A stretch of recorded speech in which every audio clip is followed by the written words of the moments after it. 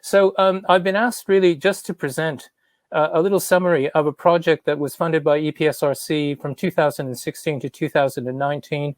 This is called the DAPM project. That's the acronym for what we have here: Detecting and Preventing Mass Market Scams.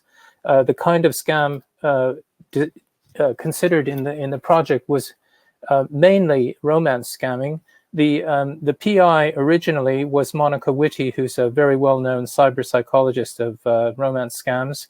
And we had many very, very competent computer scientists, including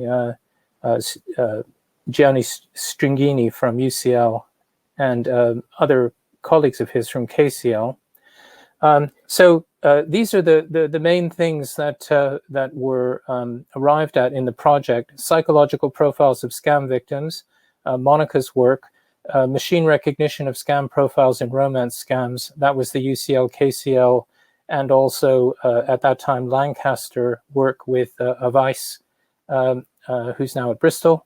Patterns in scamming scripts, Lancaster, geography of scammers and scam victims, Lancaster, and ethics in victimhood, that's me. I should explain that I'm a professor at University of Warwick. I'm a philosopher. I work on ethics. So just to give you a sense of what the machine recognition work did, this is a little bit of an excerpt from one of the papers, which talked about how how various characteristics of online profiles posted by scammers could be distinguished from other profiles.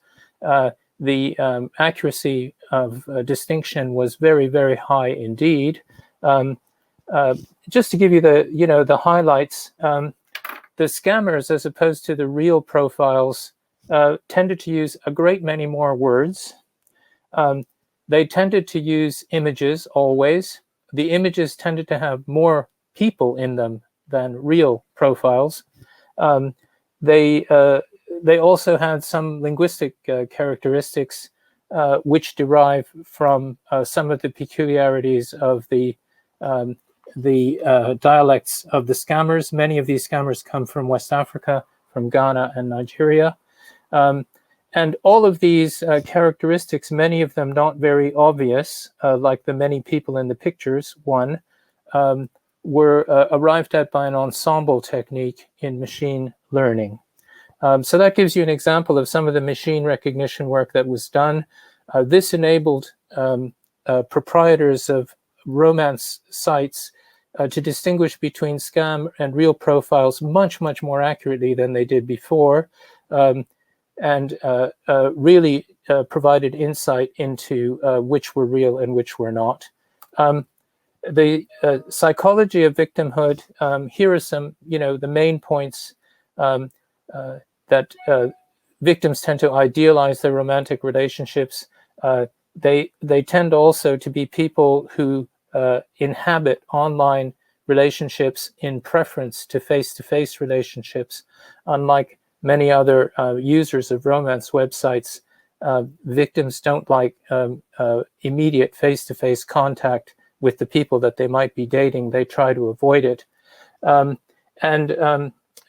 Romantic attachment affects the weight given to evidence of exploitation. So the more romantically involved people become with scammers, the less likely they are to give weight to evidence of their being exploited by these scammers.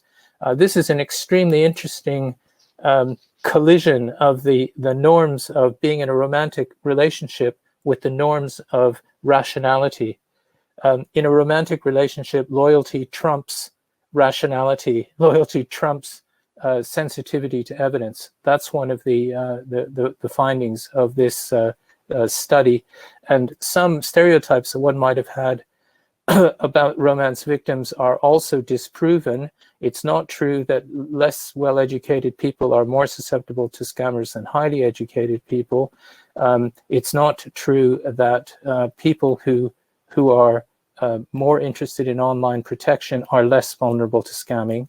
On the contrary, these people tend to be more susceptible to scamming. The characteristics that really make people vulnerable are not to do with demography or income, but to do with psychological characteristics like impulsivity and idealizing romantic relationships. So just to summarize, I think what we got in DAPM, I took over the project when Monica went to Australia. What we got in that project was an extremely good fusion of machine learning with psychology and a few other disciplines. There was some script analysis, as previous researchers have been talking about as well.